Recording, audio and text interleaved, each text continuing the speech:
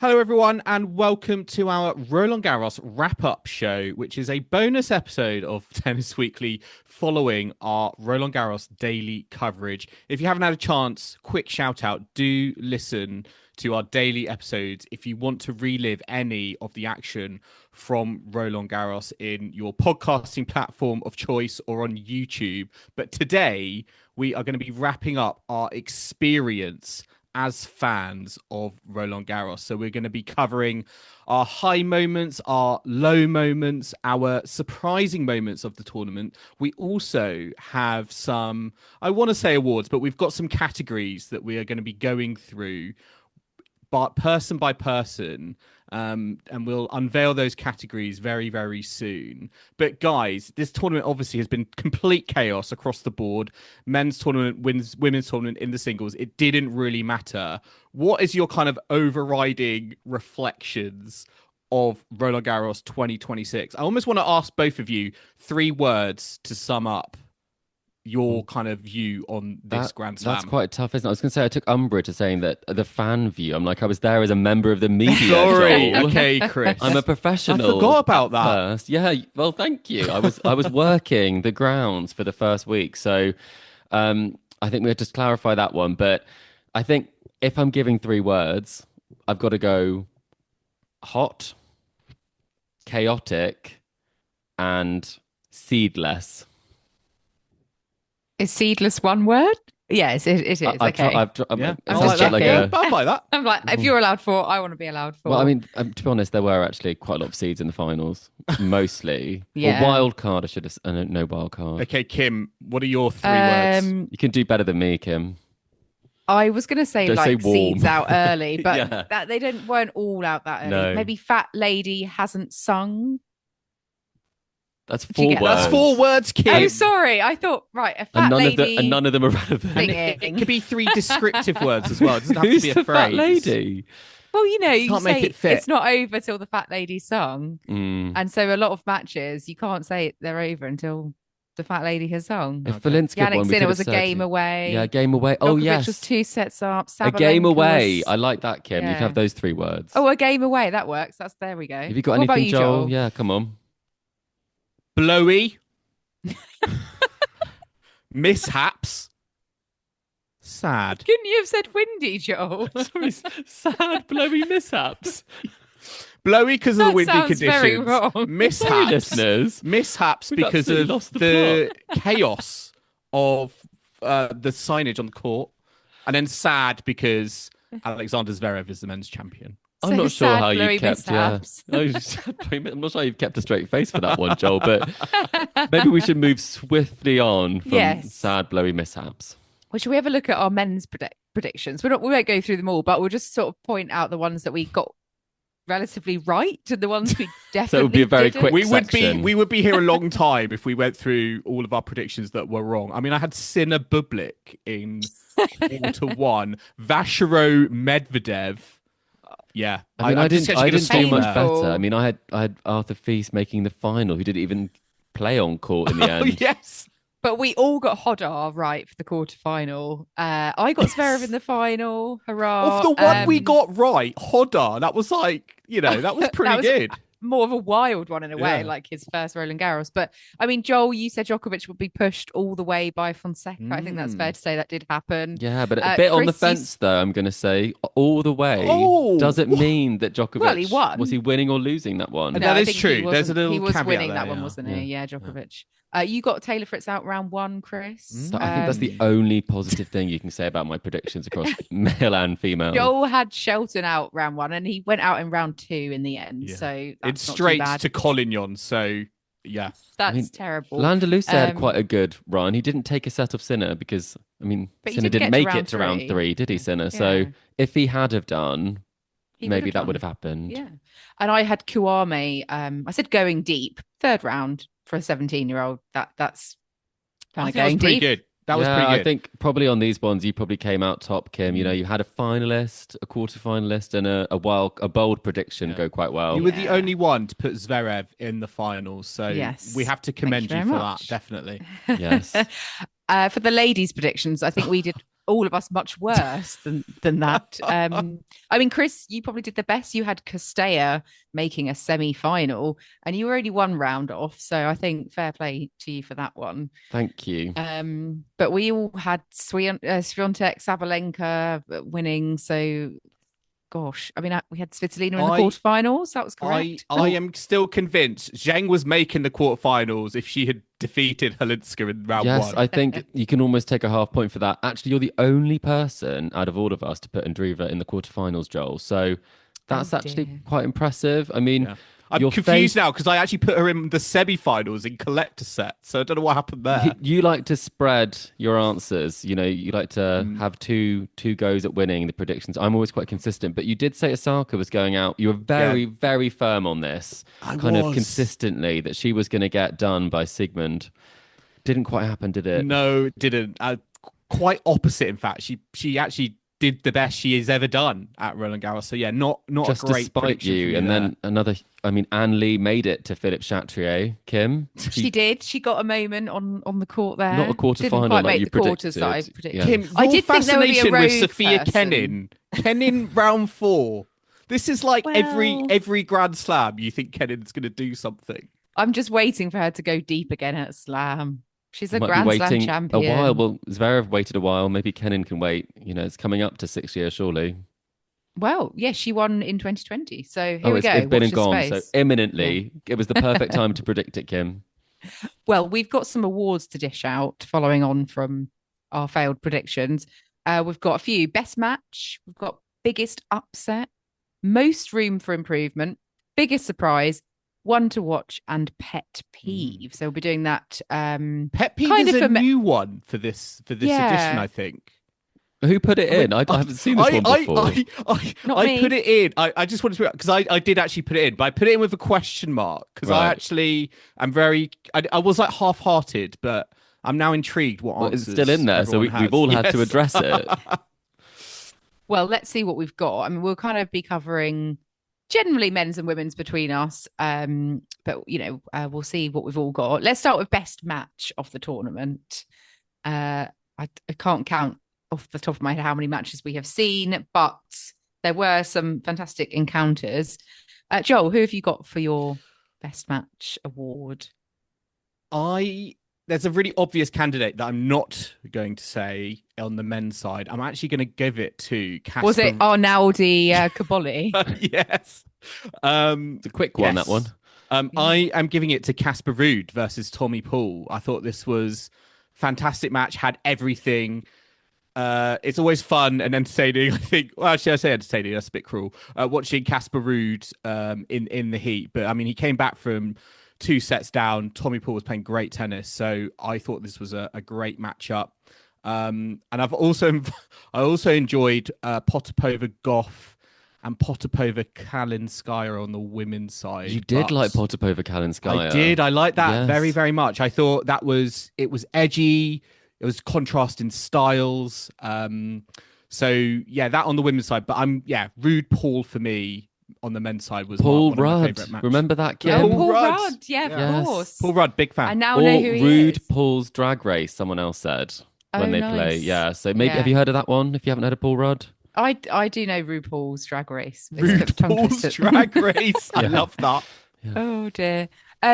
I've gone for Djokovic Fonseca, which probably a lot of people the have gone for. appropriate answer. Someone has to say it, don't they? Yeah, I think that was for me. That was the match where when I was sort of texting people being like, "Oh, are you watching?" Because I just thought Djokovic 2 sets up. Oh, hey, been dry, and then Fonseca surprised me. That was the first time I'd seen him arrive. So I feel like I can take back all my negativity about him. Well, he was arriving whilst I was leaving Paris at the time. I was in the airport watching that one, and my plane was delayed, so I got to see the end of it, which was quite traumatizing the way that sort of finished at the end. But I mean, that was an incredible match. But I did think one of you was going to say it, so I tried to be a bit more left field. I do think sometimes, the matches that I saw, being there, you had to be there for it. And I think the first 2 sets of Baptiste Krejcikova, that was fantastic tennis, super entertaining, really loved that. 3rd set not quite as good. I also had Svitolina Bondar that went to a final set Oh yes, tie break. drama. I know that was quite Yeah. dramatic. I really enjoyed that one. So I went for the women's side because I just thought, that we've seen some great clashes, and I think the men's ones tended to be very long, but it wasn't always. I mean, the ones we've said are obviously fantastic matches. They definitely don't fall into this camp, but sometimes they're very, very long, but not very, very good. And so I think that the women tend to wrap up a bit quicker there. Definitely. Okay. Well, what about biggest upset? Chris, let's start with you this time. I have gone a bit curveball with this because I also think we might be saying similar things.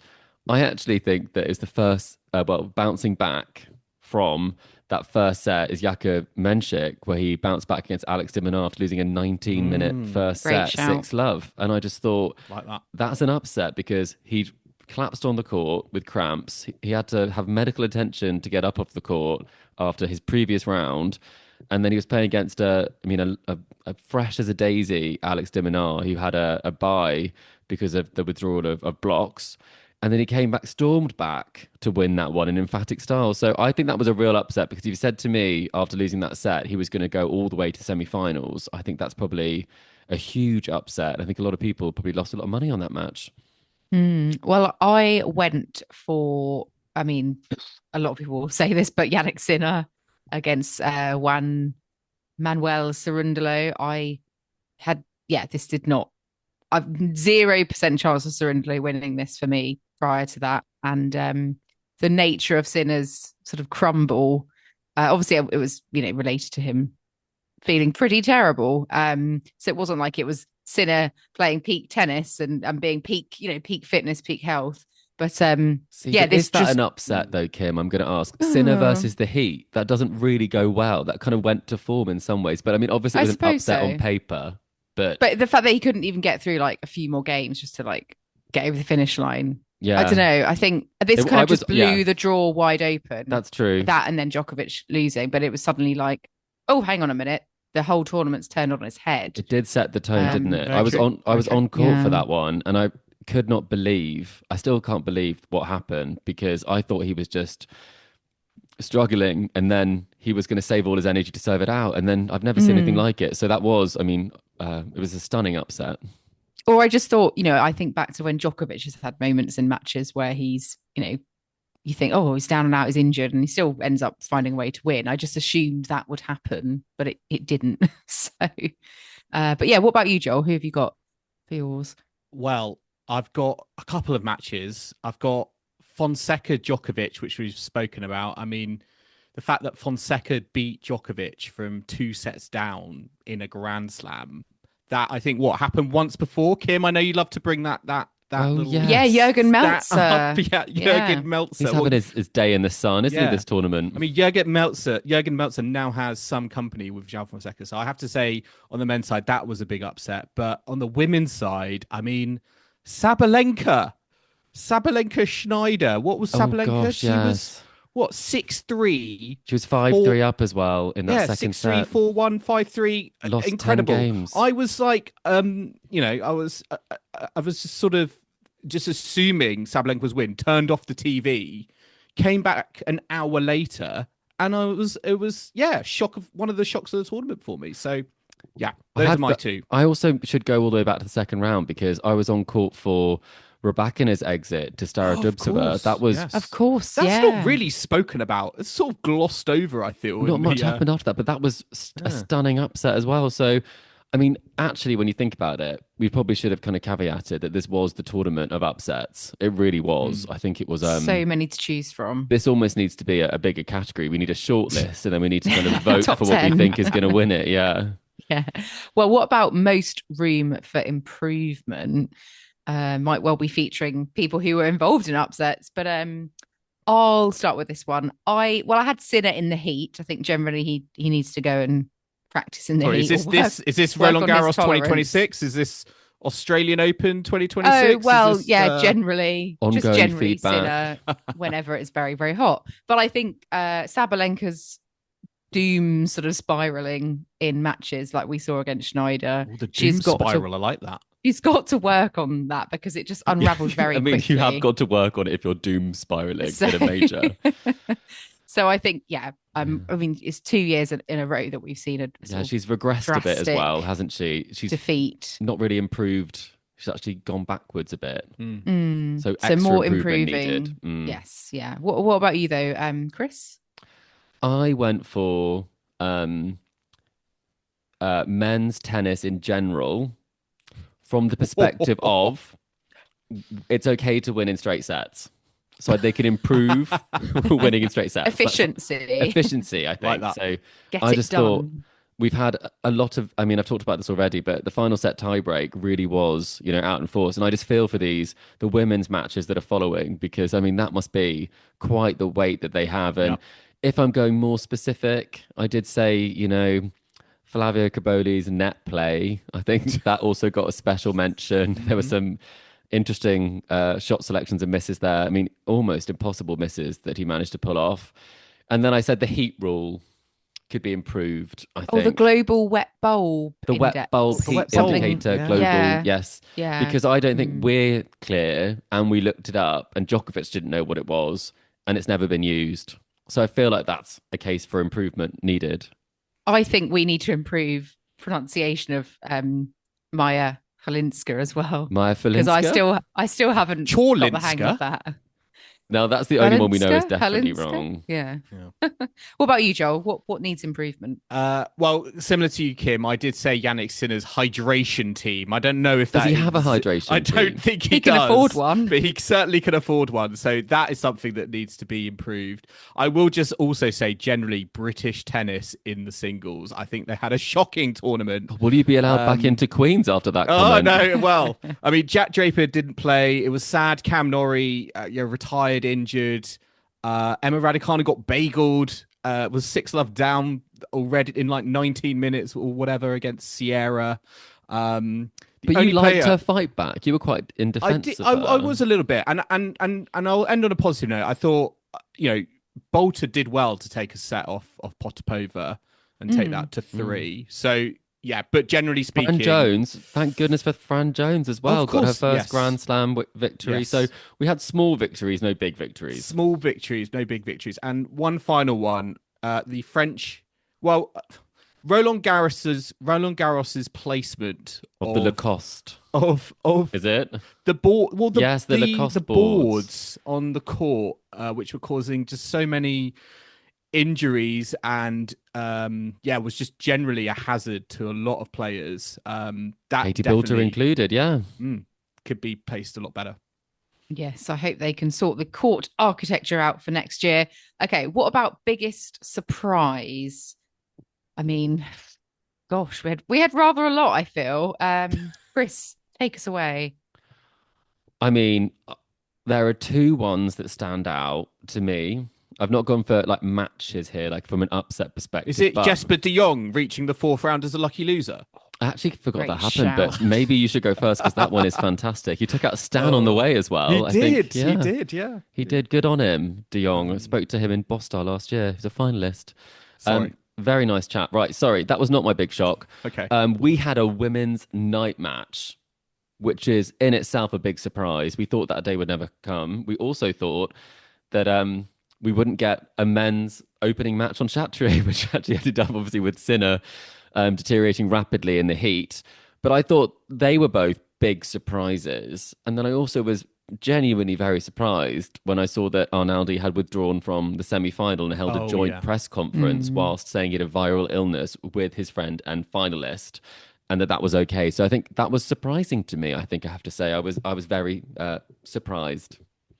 There were loads of elements of the Arnaldi withdrawal that surprised me. It was, he's surprised. I'm surprised he's withdrawn from his semi-final. I'm surprised he's doing a press conference. Yes. I'm surprised Flavio Capoli's in the press conference with him. Yes. I'm surprised it's a viral illness, which is infectious. Yes. There's a room full of 100 people. Yes. It was all the super spreaders of tennis media are coming your way in Queens as well, Joel. Wear a mask. Gosh, yeah. I mean, what surprised you, Kim?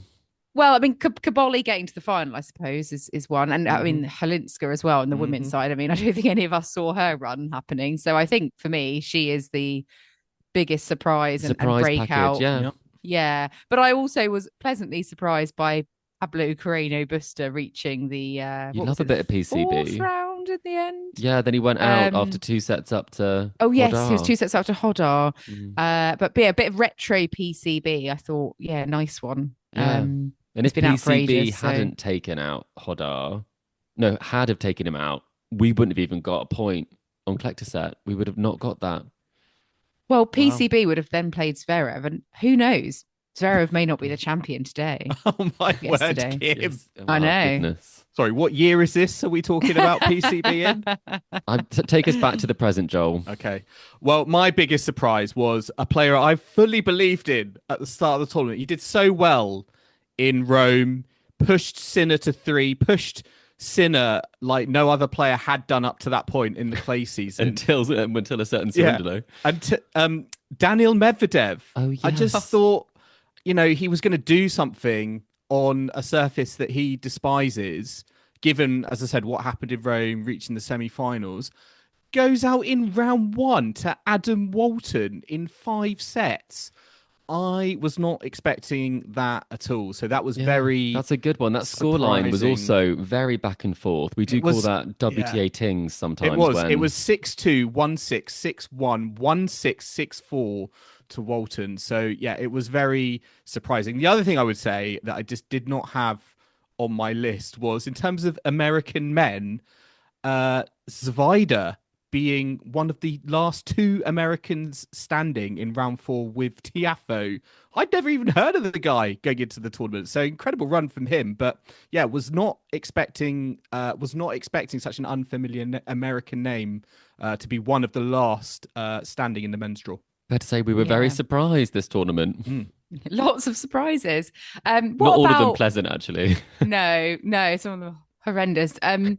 What about one to watch going forwards from this tournament? I'd say that's a new bit more- category, horrendous more surprises. positive note. Yeah, more of a positive note. One to watch. I mean, I've got a few. Shall I lead off? Kick us off. Okay.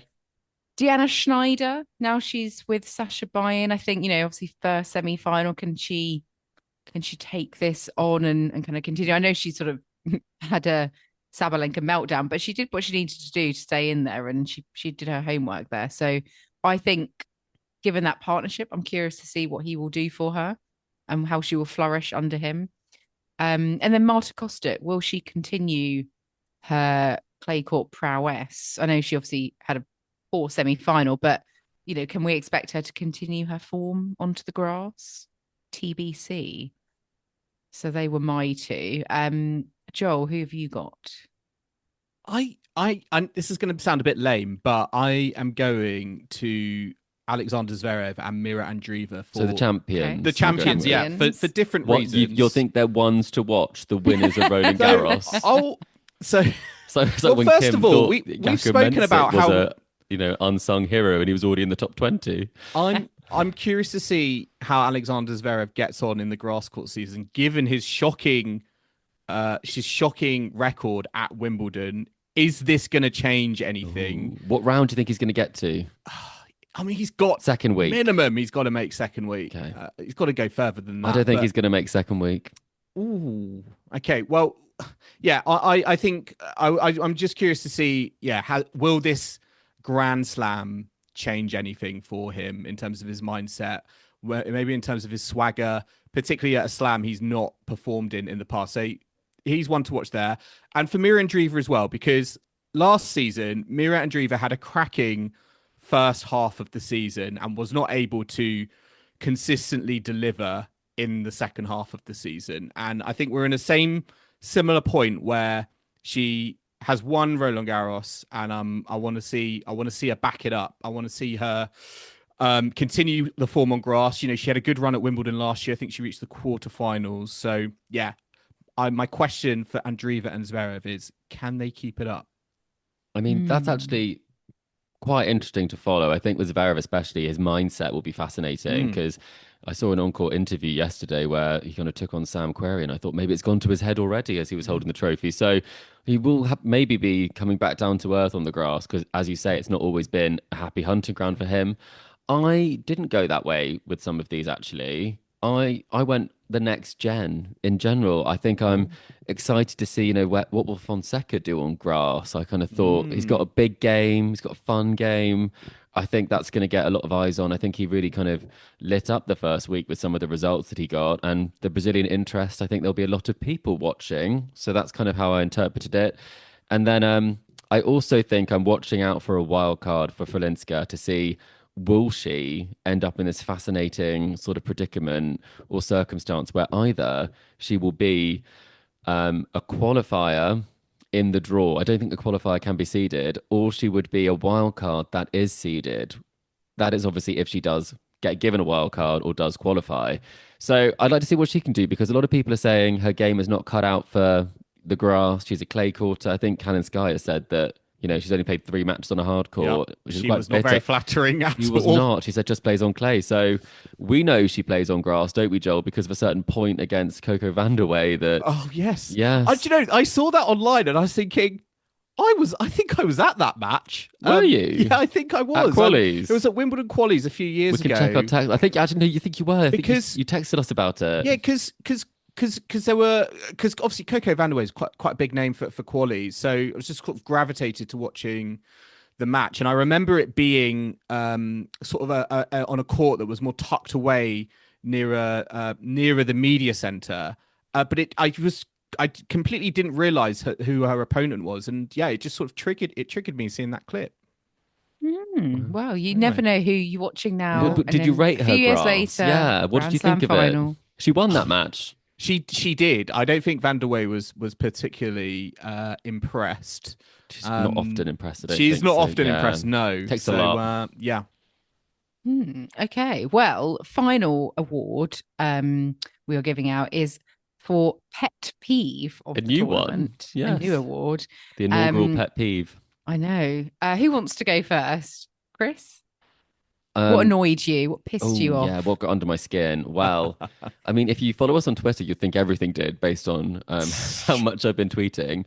But my specific pet peeve is actually this ridiculous situation where we don't have electronic line calling, but they are showing it on the broadcast because they have the technology. They just don't have the technology for the purpose of calling lines during a match. And I think that is a mess. I think it was a big mess when it came to the Casper Ruud match, where I think it did actually end up deciding that set. And I'm not saying that Fonseca wouldn't have won that match, but that really does get under my skin because these players put everything out there. They train, they compete. And for something so silly as that to get in the way of what could be a huge win or result for them, I don't like that. That's a pet peeve of mine. So I've gone for that. I think consistency should rule everything. And if all the other Grand Slams have gone in that direction, I think ball checking is out the window.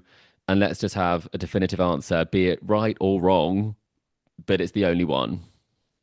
Yep. No, that's completely fair because Casper Ruud was hard done by, wasn't he? Very hard done by. With that decision and the current you have to deliver it in a. I was quite. I delivered that quite passionately. I felt you got to really go for it. So got to be come annoyed. on. I feel like it's still going to be falling on deaf ears to Amelie Mauresme. But then, Joel, you've got to deliver a passionate pet peeve. What's really what gets you goat? We have got. I'm just all tennis farewelled out now. I think, particularly on the. It's like therapy, this, isn't it? It's like Barry Manilow doing his final tour. What Elton John, yeah. And then he keeps going. What sort of confused me this tournament was, I love the man. I love Gael Monfils, but to have Gael and friends before the tournament and then have a competitive match against Hugo Gaston, that didn't make any sense to me. It was almost like having the farewell before you've actually done the farewell or had your final match. I feel like it makes more sense to do it after, whether that's the year after or whatever, but to have it before, I just thought it was very confusing. I don't think it made particular sense. If you're still in the draw competitively, you've got to focus. You got to, have, preparation that isn't sort of, having this big party event, on Philippe big Chatrier. party. Exactly. It was quite an unserious event. I do give you that. And it wasn't, in top form going out to a player who said hadn't really won anything this year. I watched him the last time he had won the tour in Metz, which was that was quite a while ago now. Start of November last year. And weren't you only there for qualifying? Or were you there for round one? But it was one of those where they did do some round one matches. Okay, so it could have been a round one match that you saw him win. Wow.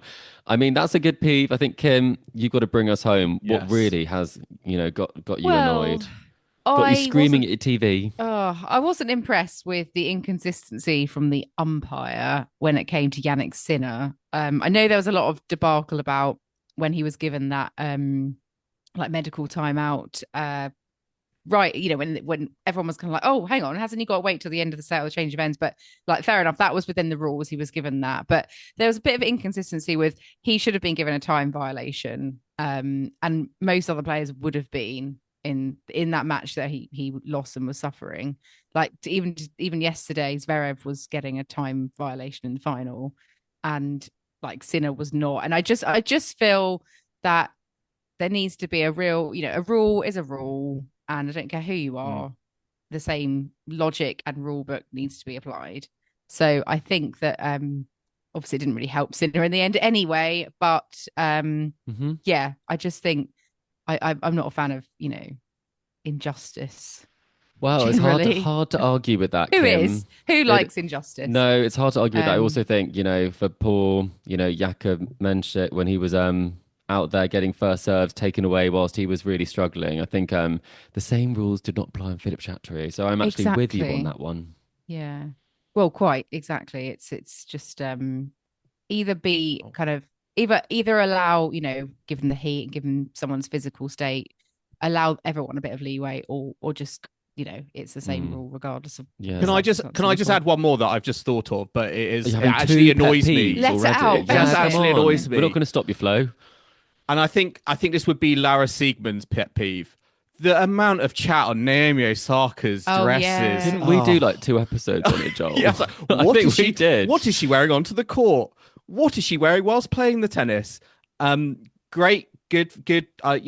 Totally respect it from Osaka, but I'd much rather talk about the excellent tennis that I thought she was playing across the first week. The great match she had against Sabalenka in defeat as well. So, so are you banning us? Are we allowed to talk about it if she has a great outfit at Wimbledon? Fashion. Yeah, because Joel, we're going to move on to peak, pit, and pleasant surprise now, and her golden dress was actually my peak. Oh well, this is one of my peaks. I want the ground to swallow me up. But not, she could have just. I didn't need the sort of dramatic entry with the cape sort of thing. You did say golden dress, so the actual thing she played in. Kim, you weren't a fan of the train. I didn't even know what a train was until. I don't like trains, the ones that you wear anyway. Not I like the train that takes me places if it's on time. But yeah, I'm not a big fan of wedding dresses or with big trains. People can't go to the loo in them. Picking up all the dirt. They fall over them. All the clay, get dirty. Yeah, that's true. Yeah. So not practical. You're not going to wear one of those to our annual Tennis Weekly dinner, Kim? No. So maybe that's more of my pet peeve because I actually feel like I'm quite annoyed about that. But, won you over, Kim.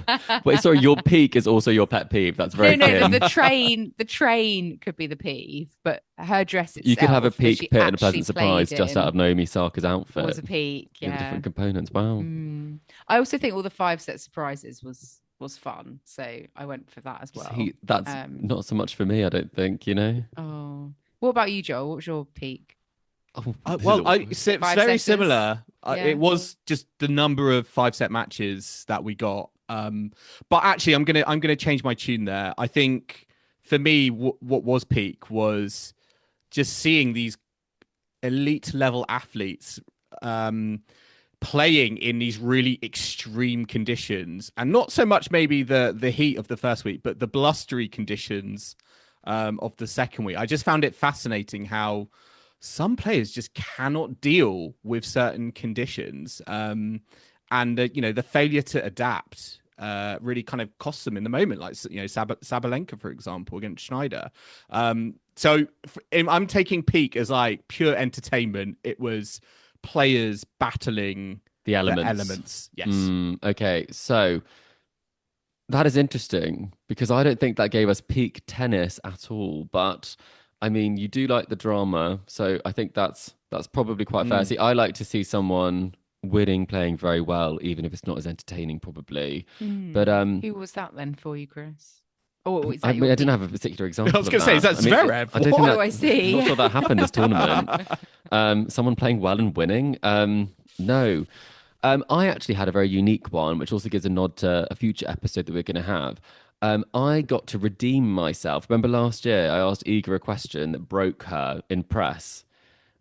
She said she had absolutely nothing to give me on that one. It was just asking about her, how she analyzes her performance after the match, and she didn't say anything. So this time, I went in there and thought I can do better. And I took that personally. Yeah, obviously, I moved on quickly. It was a year, and I'm still thinking about it. Still haven't slept.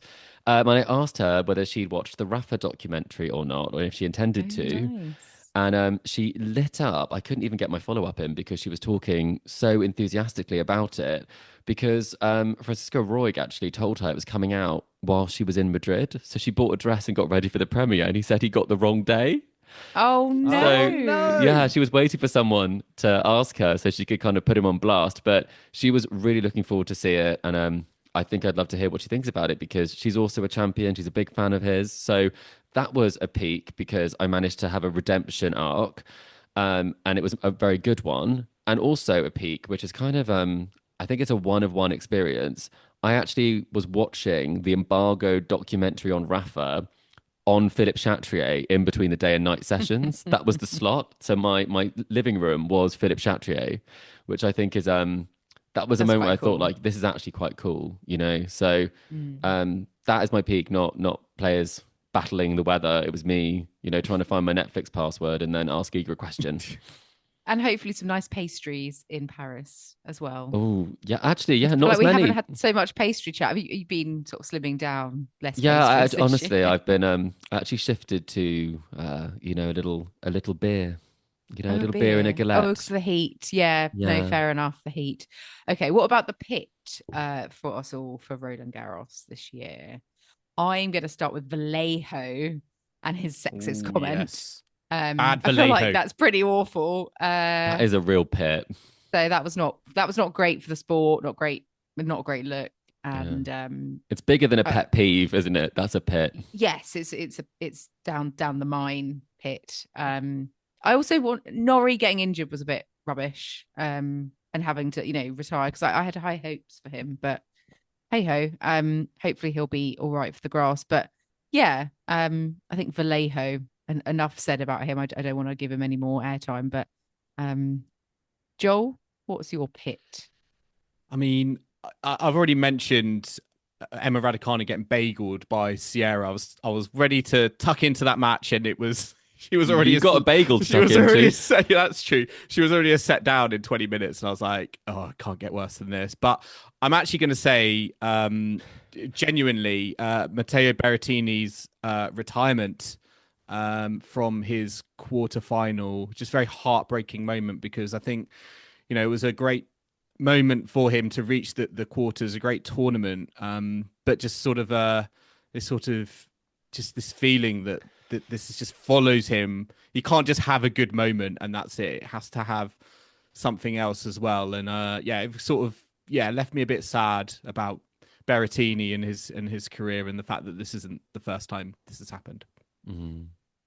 Yeah, I mean, no, that that is was it. Gave me Grigor Dimitrov sort of sadness Mm. at Wimbledon, having to pull out vibes, and obviously they're probably worse for Dimitrov because he was 2 sets up, wasn't he? But Mm.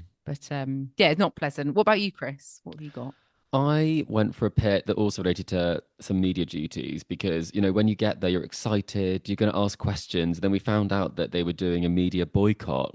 And, you know, when you're not Oh, necessarily, you know, the top of the food I've already chain. forgotten about this. It was Yeah. honestly 3 weeks ago, Joel. It's so long ago.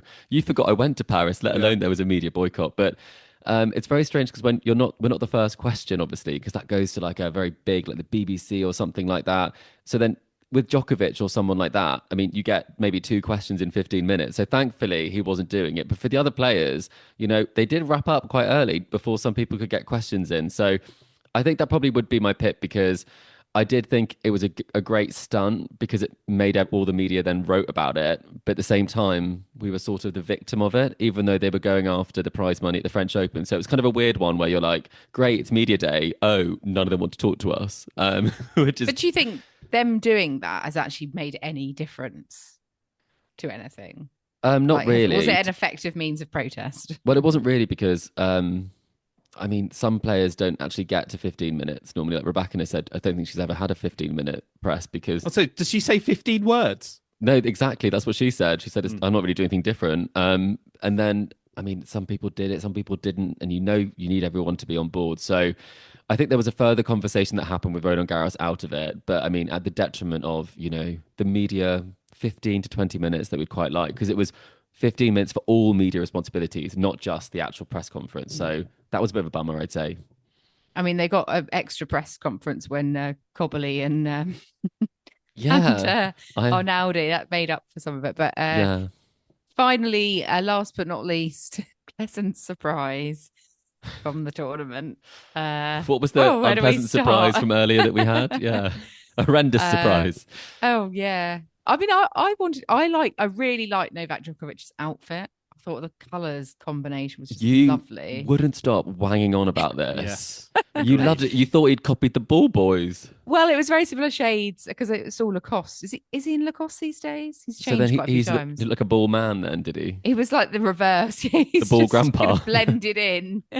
I mean, maybe when he retires, he could become a ball kid. Well, a ball, his kids man. Could maybe, yeah. Matching. His kids could, yeah. But that outfit was just lovely. I really like the peachy vibes. What was so surprising about it to you? I've not seen him in that shade before. Fair enough. Yeah, good for you. So yeah. We'll pass it on to him. Yeah. Chris, what was yours? Mine's quite I mean, mine's not the most complimentary, but I was pleasantly surprised that I managed to see Sloane Stephens win a match on Susan Longlon. Wow. Because that's a very rare thing to happen. I didn't think it would happen, albeit the final round of qualifying. But I still saw it. I got to eat my baguette on court. It was a got to savor those moments. You do, and I had a small packet of crisps and just felt like this was a French Open experience that of my dreams. It crashed down in the first round when I saw her go out in straight sets, but I was pleasantly surprised in that moment. Lovely. That sounds quite idyllic. Baguette, crisps, tennis, sun. It was sunny as well. It was before it got too hot, so it was a good time. Joel, you could have handled that heat. Surely your pit was the air conditioning unit, Joel. Oh, yes, that's a great shout. Anyone an update on recording. Have you actually turned the aircon on? I know it was hot in Paris, but it was also hot in the flat I record in, which are first world problems. But it's hot in different places too. Yeah. It's now very cold and rainy. Yeah, it did lead to where are you storing it now? It's in the bedroom. It's quite sizable, this unit. Yeah, it's quite a big aircon unit, but it's one of those things where we bought it and the day after it got cold again. So yeah, Kim and I were discussing one of those situations that did make us laugh. That you're ready for the next one. I do have a sort of serious pleasant surprise there, and it was that Maja Chwalinska's run to the final as a qualifier and just showing, I think, on the tour that brand of tennis can still exist and it can still thrive, because we don't normally see counterpunchers with that sort of variety lacking things that we just think Grand Slam finalists have, like God-given power from the back of the court, a big weapon, whacking winners off both sides. She was almost in my view kind of the complete antithesis of that. So to see her get to the final the way she plays was a breath of fresh air for me, doing it in a very entertaining way from round to round, and it was pleasantly surprising for me. She's like the antithesis of Sabalenka. She's like the anecdote for that. It's you like a player who's good in the wind, a bit like, a Dane or Clara Towson. Like Clara Towson. Yes, exactly, yeah. Very good. Well, listeners, do you agree or disagree with any of what we've just said? We've said so much, Kim, like too much, surely. I mean, I don't know if I'm sure that there'll be listeners who were struggling in the heat like Joel was, and have some aircon stories. But do let us know what you think on all About our your social aircon, channels. yes. You can email us, tennisweeklypod@gmail.com. Let us know what you think. Leave a comment on YouTube if you're watching, because we'd love to know what your peak pit pleasant surprises were, or what was your biggest surprise of the tournament? What was your favorite match? What was the biggest upset for you? So do let us know. Yes, indeed. But we're going to wrap up our Roland Garros wrap-up episode here at Tennis Weekly HQ. We hope you've enjoyed the ride with us. Remember to subscribe so you don't miss a moment of action as we head into the grass court season and Wimbledon, where we are producing daily episodes once again. You can find us on Apple Podcasts, Spotify, YouTube, and all your favorite podcasting platforms out there. And if you love what you're hearing, be sure to leave us a rating and review on Apple Podcasts or Spotify, and hit that like and subscribe button on YouTube. And get ready for Wimbledon, where we'll be on site. You'll see lots of content from us there. That's on our social channels. So let us know what you think about this episode, but also follow us for what's coming in the future, because Joel will also be at Queen's. He's posted some videos of Serena Williams trading. I think he's going to see her in practice many times throughout the week. So that is well worth following us on Facebook, Instagram, TikTok, Threads, or X. The handle for all of those is Tennis Weekly Pod. Yeah, and if you'd like to let us know on a channel that is not social media, you can tell us what you thought about our various categories at tennisweeklypod@gmail.com, or visit our website, tennisweekly.co.uk. And we will be back next Monday for our first grass court tour catch-up of the season. Very much looking forward to that. But until then, it's goodbye from Kim. Goodbye. It's goodbye from Chris. Goodbye. And it's goodbye from me. Thanks for listening, and we'll catch you next time on Tennis Weekly.